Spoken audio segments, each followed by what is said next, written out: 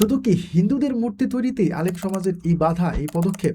২০২০ সালে যখন শেখ মুজিবুর রহমানের মূর্তি তৈরি করতে চাইল শেখ হাসিনা, আপনাদের ধর্মগ্রন্থে তো কোথাও এটা বলা নাই যে বড় বড় মূর্তি বানিয়ে। কিছুদিন আগে একটি ঘটনা দেখেন নাই যে একজন বৃদ্ধ বয়স্ক হিন্দু, এই যে দেখেন কিছুদিন আগেই কিন্তু ফেসবুকে একটি ভিডিও ভাইরাল হয়েছিল, সম্ভবত এমপি পীরজাদা হামজালার। ভারতের মুসলিমরা যদি বলে যে আমরা আল্লাহর ১০০ ফিটের একটি নাম তৈরি করতে চাই, তাহলে কি হিন্দুরা মেনে নিবে? ভারতের প্রশাসন, আইন এটা কি মেনে নিবে? কখনোই মেনে নেবে না। তারা তো ভারতের মসজিদগুলোই ভেঙে চুরে তছনছ করে দিচ্ছে, আর সেখানে যদি আল্লাহর ১০০ ফিটের একটি নাম তৈরি করা হয়, তাহলে তারা কিভাবে সেটা মেনে নিবে? ভারত বাদ দিলাম, যদি বাংলাদেশেও হিন্দু অধ্যুষিত এলাকায় যদি আল্লাহর ১০০ ফিটের একটি নাম তৈরি করতে চায়, তাহলে তো সেখানকার হিন্দুরাই এটাতে বাধা দিবে। ঘটনা হচ্ছে বাংলাদেশের গাইবান্ধা জেলায় ৮২ ফুটের একটি রাম মূর্তি তৈরি করছে হিন্দুরা, তো সেখানকার আলেমরা বাধা দিয়েছেন। এখন এই বিষয়টা নিয়ে চলছে নানান আলোচনা সমালোচনা। ভারতের মিডিয়াগুলো ব্যাপকভাবে এই বিষয়গুলোকে প্রচার করছে, এমনকি আমাদের বাংলাদেশের সংসদ ভবনেও এই বিষয়টা নিয়ে আলোচনা করেছেন একজন সংসদ সদস্য। বিষয়টিকে কিভাবে সমাধান করা যায় এই বিষয়টা নিয়ে আলোচনা না করে সে আরও এই বিষয়টাকে ব্যাপকভাবে উস্কে দিয়েছে। একটি বিষয় আমি পরিষ্কার করে বলতে চাই, সেটি হচ্ছে যে বাংলাদেশের হিন্দু ভাই বোনেরা এই দেশের সমান নাগরিক, তাদেরও ধর্মীয় আচার পালনের অধিকার সাংবিধানিকভাবে স্বীকৃত, এমনকি আমাদের পবিত্র ধর্মগ্রন্থ আল কোরআন দ্বারাও এই বিষয়টি স্বীকৃত। সূরা আনামে আল্লাহ বলেছেন যে যারা আল্লাহকে বাদ দিয়ে অন্য কারো উপাসনা করে তাদেরকে তোমরা গালি দিও না, কেননা অজ্ঞতাবশত তারাও তোমাদেরকে গালি দিতে পারে। অতএব যারা ভিন্ন ধর্মের অনুসারী তাদেরকে তাদের সম্মান দিতে হবে, তারা যেন তাদের ধর্ম আচার ঠিকঠাক মতো পালন করতে পারে। অতএব মন্দির নির্মাণ, পূজা অর্চনা, উৎসব পালন এগুলো তাদের মৌলিক অধিকার, এবং এই অধিকার রক্ষা করা আমাদের সকলেরই দায়িত্ব।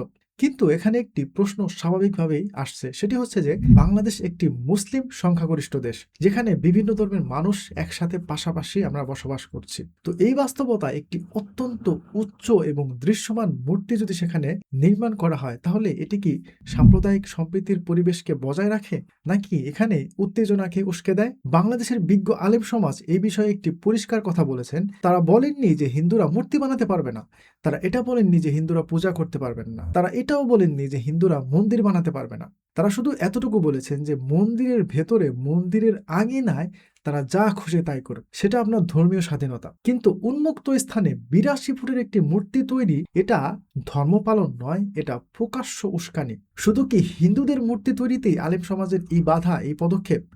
না।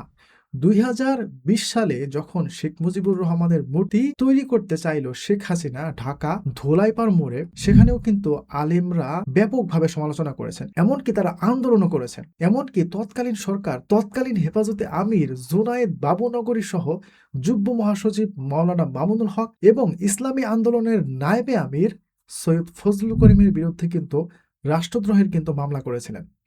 চিন্তা করতে পারেন একবার যে সামান্য মূর্তিকে কেন্দ্র করে বাংলাদেশের প্রখ্যাত আলেমদের নামে রাষ্ট্রদ্রোহের মামলা। অতএব বাংলাদেশের আলেম সমাজ কিন্তু হিন্দু বিদ্বেষী না। তারা যে বলেছেন যে আপনারা যা করেন সেটা আপনাদের মন্দিরের আঙিনার মধ্যে করেন, এই কথাটি বিদ্বেষ থেকে বলা নয়, বরং এটি বলা হচ্ছে কারণ বাংলাদেশ হিন্দু মুসলিম একসাথে বসবাস করে, এবং এই সহাবস্থান টিকিয়ে রাখতে পারস্পরিক সম্মান ও সংবেদনশীলতা অত্যন্ত জরুরি। এটা আমি আগেই বলেছি যে মুসলিমরা যদি এখন বলে যে আমরা ১০০ ফুটের একটি আল্লাহর নাম তৈরি করব, তাহলে এটা যেমন একটা উস্কানিমূলক আচরণ হবে, ঠিক তেমনিভাবে হিন্দুরা যদি বলে যে আমরা ১০০ ফুটের একটি রাম মূর্তি অথবা যে কোনো মূর্তি আমরা তৈরি করব, এটাও কিন্তু উস্কানিমূলক আচরণ হবে। আপনারা কি এটা লক্ষ্য করেন নাই যে ৫ই আগস্টের পরে বাংলাদেশের যেখানে যেখানে মূর্তি ছিল, কিভাবে সেই মূর্তিগুলোকে ভাঙা হয়েছে? সেগুলো কি হিন্দুদের মূর্তি ছিল? না, সেগুলো ছিল বাংলাদেশের যে নেতা ছিলেন সেই নেতাদের মূর্তি। সেই নেতাদের মূর্তিগুলোকে কিভাবে ভাঙা হয়েছে ৫ই আগস্টের পরে? অতএব বাংলাদেশের মুসলিমরা কখনোই হিন্দু বিদ্বেষী না। এখন ভারত বিভিন্ন মিডিয়ার মাধ্যমে তারা প্রচার করে থাকে যে তারা বাংলাদেশের হিন্দুদের নিয়ে উদ্বেগ, তারা এটা সর্বদাই প্রকাশ করে থাকে। এমনকি এই রাম মূর্তি নিয়েও তারা বিভিন্ন প্রোপাগান্ডা কিন্তু ছড়িয়েছে। বাংলাদেশের মুসলিম এবং হিন্দুদের মধ্যে সহিংসতা উস্কে দিচ্ছে কিন্তু এই ভারতের মিডিয়া। কিন্তু ভারতের বাস্তবতা কি, আপনি একটু এটা দেখেন। ভারতীয় সীমান্তে বাংলাদেশি হিন্দু নাগরিকদের সাথেও কিন্তু অমানবিক আচরণ করা হয়েছে। ভারত থেকে শুধু মুসলিমদেরকেই নয়, হিন্দুদেরকেও কিন্তু ভারত থেকে তাড়িয়ে বাংলাদেশের মধ্যে পুশ ইন করে দেওয়া হচ্ছে। কিছুদিন আগে একটি ঘটনা দেখেন নাই যে একজন বৃদ্ধ বয়স্ক হিন্দু তাকে ভারতীয় এবং বাংলাদেশ সীমান্তে কিভাবে টানা হেঁচড়া চলল? তিনি তো একজন হিন্দু ছিলেন। তাহলে ভারত কেন জোরপূর্বক তাকে বাংলাদেশের মধ্যে পুশ-ইন করে দিল? তারা তো তাদের দেশেই রেখে দিতে পারতেন। অথবা আইনি পদক্ষেপের মাধ্যমে তাকে বাংলাদেশে পাঠিয়ে দিতে পারতেন। কিন্তু তাকে নিয়ে যেইভাবে টানা হেঁচড়া করল, এ থেকে বোঝা যায় যে ভারত বাংলাদেশি হিন্দুদেরকে নিয়ে তারা কোনো চিন্তিতও না। তারা শুধু বাংলাদেশি হিন্দু মুসলিমদের মাঝে বিদ্বেষ সৃষ্টি করতে চায়। তারা বাংলাদেশি হিন্দুদের কল্যাণ চায় না। অতএব বাংলাদেশি হিন্দু ভাই বোনদের আমি বলবো যে ভারতের রাজনৈতিক এজেন্ডার হাতিয়ার হবেন না। আমরা, আপনারা, আমরা সবাই বাংলাদেশের নাগরিক। এই বাংলাদেশের মাটি আমাদের এবং আপনাদের। দেখেন, আপনাদের ধর্মগ্রন্থে তো কোথাও এটা বলা নাই যে বড় বড় মূর্তি বানিয়ে পূজা করতে হবে, উপাসনা করতে হবে। ইনফ্যাক্ট মূর্তি তৈরি করার কথাও বলা নাই। যাই হোক, আমি ওই দিকে যাচ্ছি না। তো এই যে বিশাল মূর্তি তৈরি করার যে আইডিয়াটা, আমার মনে হয় যে এটা বাংলাদেশি হিন্দুদের মাথা থেকে আসে নাই। এটা মূলত এসেছে ভারতের গোপন চক্রান্ত হিসেবে। আমি এটিকে ভারতের চক্রান্ত হিসেবেই আমি এটা ধরে নিচ্ছি। কিছু বাংলাদেশি হিন্দু ভারতের এজেন্ট হয়ে তারা মূলত বাংলাদেশে কাজ করছে। তো যাই হোক, বাংলাদেশের প্রত্যন্ত অঞ্চলে কিন্তু এখনো অনেক হিন্দু পরিবার রয়েছে যারা অভাব অনটনের মধ্য দিয়ে যাচ্ছে। তো আপনাদের কি উচিত নয় যে এই ধরনের বড় বড় মূর্তি না বানিয়ে সেই সব গরিব হিন্দু পরিবারের পাশে দাঁড়ানো? এই যে দেখেন, কিছুদিন আগেই কিন্তু ফেসবুকে একটি ভিডিও ভাইরাল হয়েছিল, সম্ভবত এমপি পীরজাদা হামজালার। তার নির্বাচনী এলাকায় তিনি ঘুরছিলেন। হঠাৎ তিনি একটি মন্দির দেখলেন যে সেই মন্দিরের বেহাল দশা। তিনি নিজ উদ্যোগে সেই মন্দিরের কাছে গেলেন।